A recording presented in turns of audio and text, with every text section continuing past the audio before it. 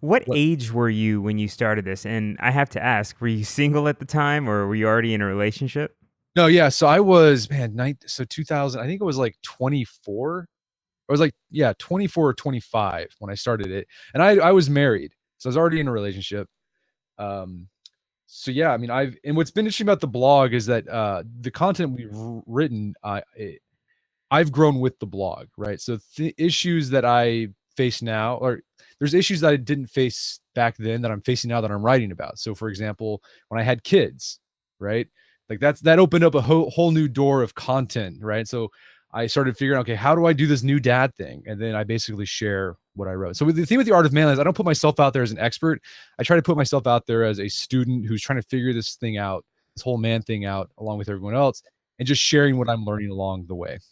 Yeah, so that was one of the questions I was going to ask you. Is as I know, the last time you were a guest on the show, you talked about you recently had a child, and I was wondering if having a child has changed anything, any of your thoughts, or maybe some of the research maybe you've done on past articles, maybe change your opinion on anything in particular.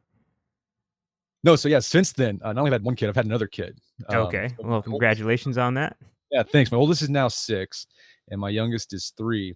And how has it changed? Yeah, I mean, I remember like I wrote a few articles about parenting before I had kids, and I remember thinking. Now I read back, it's like, what the heck was I thinking? I had like no idea what I was talking about because it sounds great in theory, but putting it into practice, not so much. Um, not nothing's really changed dramatically about having kids. I think what having kids does to a man, it really it puts the pressure on in a good way to get your stuff together and try to, because you realize quickly that your kids are constantly watching you. Um, Even if you don't think they are, they're watching you. They're picking up on the words you say, how you interact with others, how you handle setbacks, how you handle failure, how you handle success, and they're taking that in. And so knowing that just these things that you might not even really be thoughtful about makes you more thoughtful and more mindful of those things. So you watch your language, you watch how you express yourself when you have a setback, so you can be a good example. That's one thing I've tried to focus on a lot. Sometimes when I deal like with just daily frustrations of life, I just get like just super annoyed and kind of pissy. But like I don't want my kids to be like that. I want them to be resilient and just be able to bounce back. It's like, all right, no big deal. So I've been trying to work more on setting that example for them. So in the process, it's helped me, right? Like knowing that my kids are watching me and I'm setting the example, like, it is giving me like more motivation to work on these things that I've meaning to work on for a long time. Yeah, so you have a son, correct? Yeah.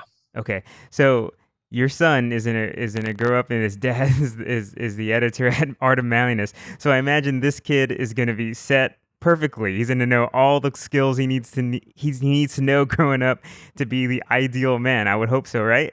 I hope so. That's the goal. All right. So, when we think of the word manliness, some of us conjure up those old images of the strong man. Maybe today, maybe somebody, a millennial that grew up in these days with technology and Facebook and all these distractions that we have, manliness looks a little bit different. It doesn't look the same. No, it doesn't. And it's because our culture has changed, obviously, from say 50 or 60 years. But what we argue on the site is that we don't need to reinvent manliness or masculinity. There's this whole like conference like we need to or change the conversation about what it means to be a man. It's like no, we don't. Um, there's actually, if you go back to history, you go back into literature, there's this very rich and very positive tradition of what it means to be a man. And the challenge is just finding that and mining that and extracting it and showing, look, here's this thing that the ancient Greeks wrote about what it means to be a good, strong man. That's still applicable today. Yeah, they had stuff like what people often get hung up on is like, well, you can't look to the past because they had these terrible beliefs, like the Greeks owned slaves. Well, yeah, they owned slaves. That's terrible. We can all agree on that. But they also had some really great ideas that we are still using 2000 years later. For example, democracy, the idea of democracy. So the goal is to not throw the baby out with the bathwater when it comes to manhood or manliness or masculinity. Find the good stuff, leave the stuff that we need to leave behind in the dustbin of history, and focus on that. And so with the Art of Manliness, we look to the past a lot to find out what it means to be a good man. And our idea of manliness that we're promoting comes from the ancient Romans, ancient Greeks, the classical world. Because these guys, they were very thoughtful about a lot of things. They had a lot of words to describe concepts. And for them, manliness, the Latin word for manliness was virtus, virtus. It's where our word virtue comes from. And to be a man, the Latin word for man was vir, right? So to be a manly man for the ancient Romans meant you had to become a virtuous man. What did it mean to become a virtuous man? Well, we often think of virtue as sort of this sort of sissy, soft, like you're kind of a prude, etc. No, for the Romans and the Greeks too, virtue was just excellence. These characteristics that made you an excellent person, right? So a virtuous man, a manly man, was strong, but not just strong physically, but strong emotionally. They had sort of an inner citadel that they didn't let things get to them, right? They could go on and show courage. Well, that was another aspect. Courage was another virtue. You had to show courage both on the battlefield, but also in the public arena. To be a man for the ancient Romans, you had to be out there in the public, right? In the arena, getting involved, getting your hands dirty with the workaday of life. You couldn't just sit in your home. If you just sat in your home all day, you were seen as like, you were like, that's what women do, right? Yeah. Um, and then there's all these other virtues, like for example, temperance, right? Or prudence. That was another virtue. So you want to be a drunk. You didn't want to be a lout. You wanted to have some self-control. And that was another interesting thing, like self-control, both for the Greeks and the Romans. And you see this too in medieval Japan, with the shogun, that their idea of manliness too was this idea of self-control. You had control over your emotions, you had control over your desires, you had control over your actions. And whenever you lost control, and what's interesting, we had this idea of sort of self-control being sort of like one of the prime virtues of manliness. Even in the 19th century, I did a podcast with this lady. She's a historian. She wrote about Civil War honor amongst Northern troops. So like what honor meant to the North. We often think of honor being associated with the South, but the Northern troops also had this idea of honor. And for the Northern troops, honor was all about being in control of your emotions. And what was interesting, they would say if you lost control of your emotions, back in the 19th century, they would say you were unmanned, or I unmanned myself, which basically meant you lost your cool. You did not want to unman yourself. So that's kind of the idea of manliness, where it's classical, and it's this idea you see in Western history going all the way back to ancient Greece, ancient Rome, and going up until about the middle of the 20th century. And then it kind of got lost, and we're trying to help people rediscover that. So that's why the tagline at the Art of Manliness is rediscovering the lost art of manliness. Yeah, it's funny. I think about us today, and it's a thought that I have often is like, you know, I wonder what people in those time in Greek times and stuff like that, what they would think of us now, us men who sit behind computers all day long, type away at this crazy instrument we call a computer. I wonder if they would look down upon us. And then we also have the other aspect of things with, bringing up Facebook again is you mentioned controlling your emotions is a lot of people just blast out whatever they're thinking all the time. They have zero control anymore. And, I just wonder what they would think if they can just be teleported into our time. I wonder what they would think of us. They would think there's a bunch of unmanned people. They would say that for both men and women. Which is interesting about the Romans. They actually thought like women could be manly. Yeah. So The women then are probably more manly than the men now. yeah, like to be a manly woman, you were a vira, vira. That makes it feminine. So like you were like this woman who displayed sort of a sort of manly fortitude or courage or whatever. And I think this culture that we live in, we put a premium on emoting, just expressing ourselves, and it doesn't do anything. Like we think that's the thing. That's the insidious thing about social media and Facebook. It makes you feel like you're doing something by sharing your thought or your opinion. Anything, it doesn't change anything. And so instead of wasting that energy on that anger. Like, here's the thing, emotion, like, you don't have to kill emotion. Like the Romans, even like the Stoics, right? The Stoics in ancient Rome, they didn't think you needed to kill emotion, become sort of this automaton like robot who was didn't feel anything.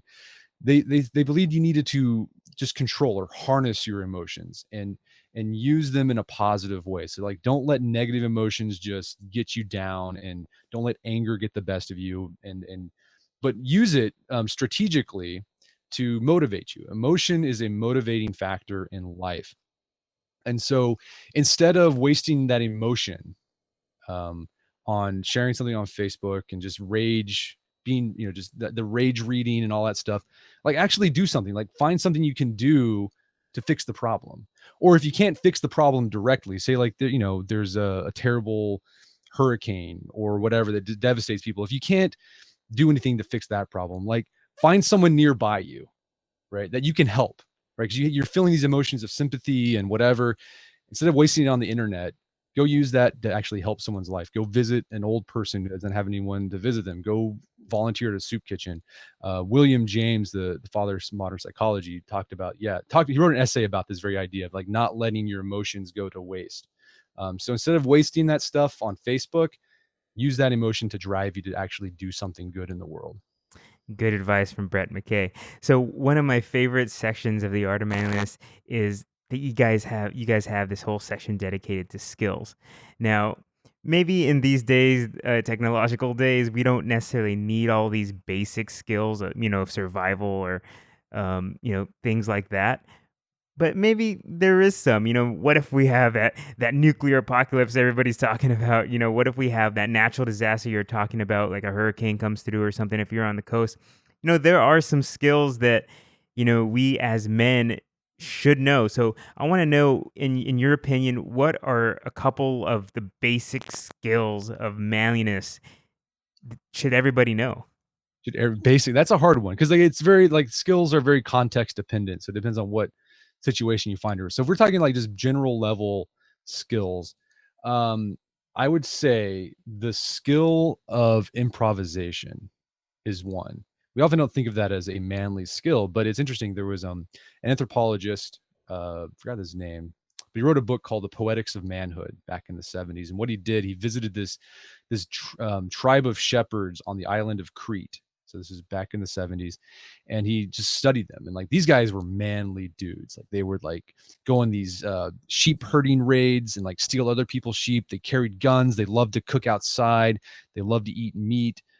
Super manly guys. But one of the things he noticed is that they put a premium on improvisation. Like if you could do something like dangerous on the fly without having to plan for it, like that was manly. Like you got more man points. And I think we not just the Greek, because we see this in other cultures as well. It's like even our superheroes that we admire a lot, like they're great improvisers, like James Bond, Jason Bourne, Batman. These are all got situation they find themselves in. They have this sort of flexibility um, to get themselves out of the situation, improvise. So developing that skill of improvisation, because you don't know what situation you're going to find yourself in, right? Whether you need to survive in the wild, or you need to make a pitch at a job, or you're asking a woman on a first date, or whatever. You have to be comfortable with not knowing exactly what you're doing, and working on the fly and coming out in a good way. And that's a skill you develop. And how do you develop that skill? Well, you just put yourself in situations where you don't know everything, and you have to execute. So that could mean a safe way to practice. Join an improv class is something you could do as one way to do that. But also just go out and just do adventures. Like drop yourself off in a town. Like have your friend drop you off, no cell phone, in some podunk town in your state, and like you got to get back. Yeah, Right? that's fun. I don't That's know how you're fun. gonna do it. You have to improvise and figure it out. So that's one skill. I think also learning how to learn is an important skill, because if you want to learn all these skills, these man skills you want to acquire, like you have to learn how to learn. It's a meta skill, and I think Tim Ferriss has written a lot about that. Understanding how to get the big concepts, knowing where you get stuck, and figuring out how to get unstuck, and so you can replicate that and learn that quickly. I mean, those are two broad level skills. If you want to get more specific, I mean, I don't know. It's hard to say because everything's context Mhm. dependent. But I think those are two skills that every man should have. Because if you got those two skills, you're going to be good with everything else. For sure. So, as you know, as we all know, you spend probably a lot of time behind the computer. You have this great site, and you have to do a lot of content. You also have your own podcast as well. But do you portion time out of a month or a year where you just put that all away and you go spend it in nature, get completely disconnected? Yeah, no, all the time. My family does something once a weekend or once a weekend, once a week on the weekends called a Microadventure. So it was inspired by Alistair Humphreys. He's a National Geographic explorer. He wrote a book called Microadventures, and his whole point was, you don't need to spend a lot of money or go to faraway places like Yosemite or wherever to take an adventure. There's adventure all around you in your neighborhood, in your state. And so once a week, we pick some place in Oklahoma that we've never been before and go there. And usually it's in the wild and in the nature. And we shut off the cell phones, disconnected for, several hours, 6, 7, 8 hours at a time, and just are out there. So we do that. That's sort of like a once a week practice. And then, once a year, go on an extended vacation a week, and I completely disconnect during that time. And I'm usually, when we go on vacations, we go to places where we can get out and hike and do those sorts of things. Like, for example, we're going to be going to Vermont later this year, and there'll be lots of hiking going on during that vacation without any devices. Yeah. So does that help the relationship out as well? I imagine, I see a lot of people, couples and stuff that, they'll sit around together, they'll watch a movie or they'll go out to dinner, but they're still on their phones next to each other. And maybe that's why we have some problems in relationships these days. No, yeah, it helps the relationship, my wife and I's relationship a lot. And I like doing it because it gets my kids, they're into nature and they're comfortable with not having an iPad or a TV or a cell phone for hours at a time. You go into restaurants and you see kids waiting at the table looking at an iPad while they're waiting for the food, and you're like, man, you're only waiting 20 minutes. Like, you can't really go without an iPad. Like, I don't want my kid to be like that. I want them to be able to entertain themselves with their thoughts, etc. So yeah, just limit, getting them out there in nature where they can't be connected at all. It's a great way to develop that. Yeah.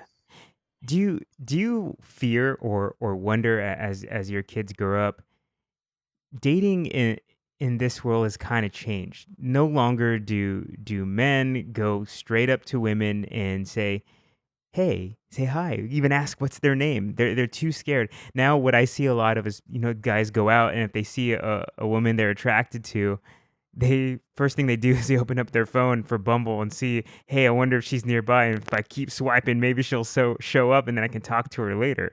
Do you have any concerns with your kids growing up in this technological world where everybody's connected in technology, but they're disconnected in like actual human relationships? Oh yeah, for sure. It's a big concern of mine, and I'm already seeing it with not just my kids, but like people who are, a generation younger, like 10 years younger than me. So they're 25, and trying to interact with them socially is just crazy because they want to do it all via text message. And then when we get together in person, having a conversation is extremely difficult. So that, that makes romantic relationships extremely difficult, or maybe it's just going to change. But I think you'll lose something if your relationship is completely mediated between screens.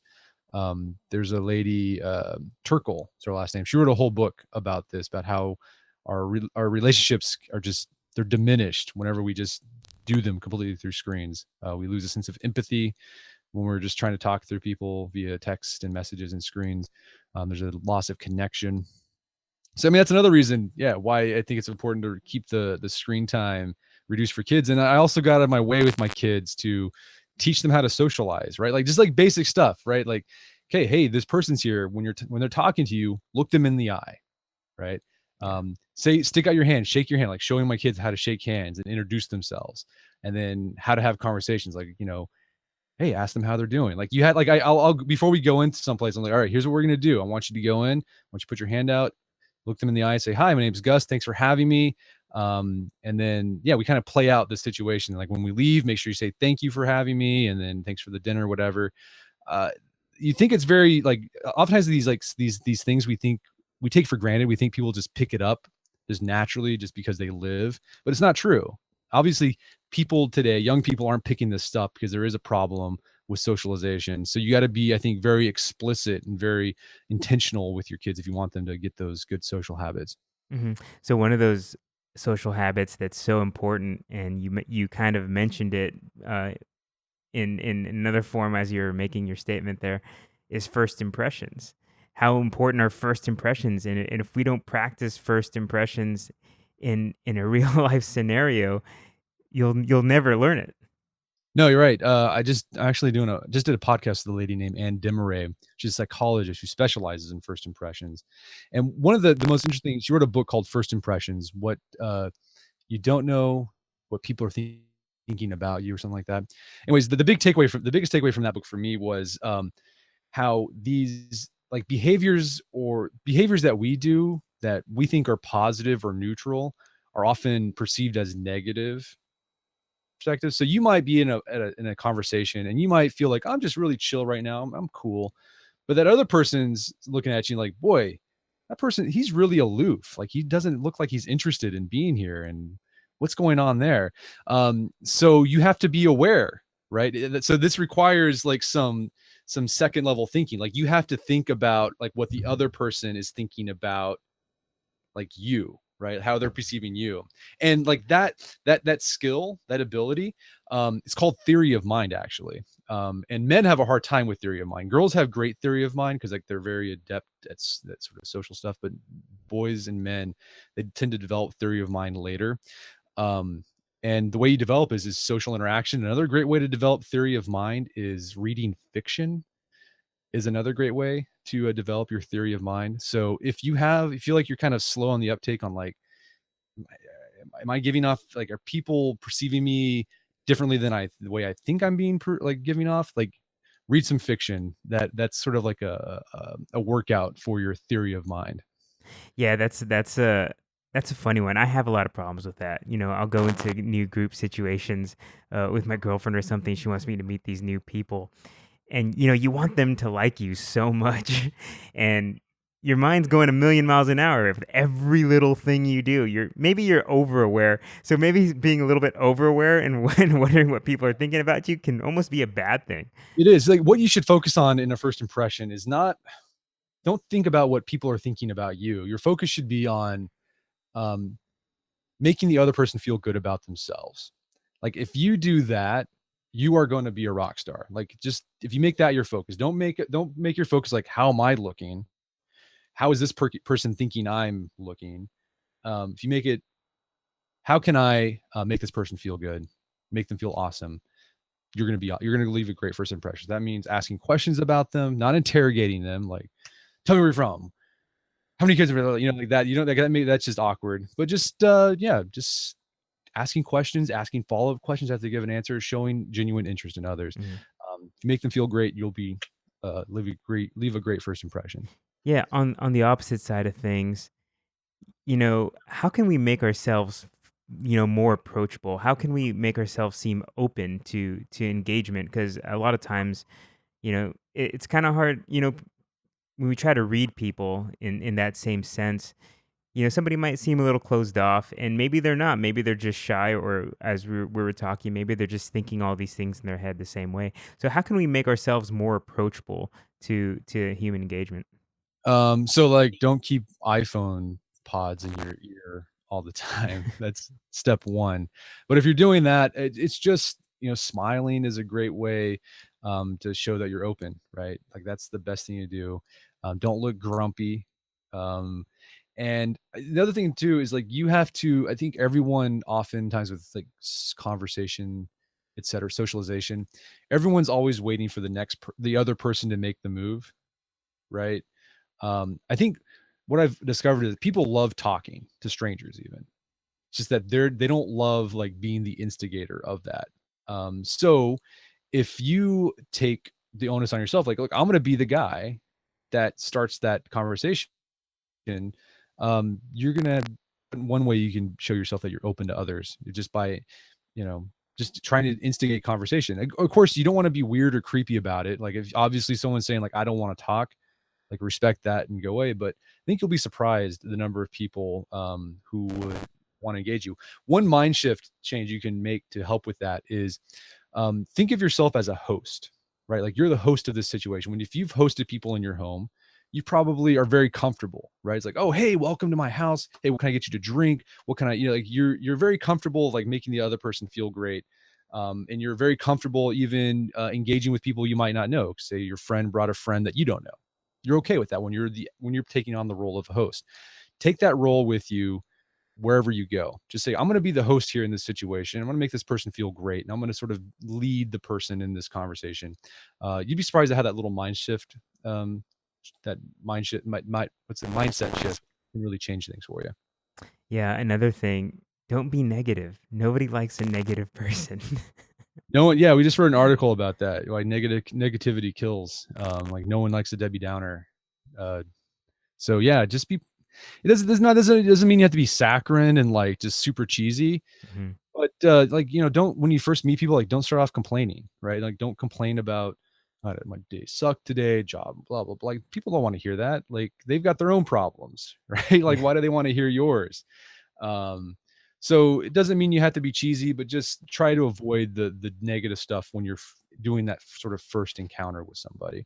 As you get to know the person better and you develop a relationship of trust, then you can open up and share those problems with them. But for the most part, if your first impression situations, like avoid that stuff.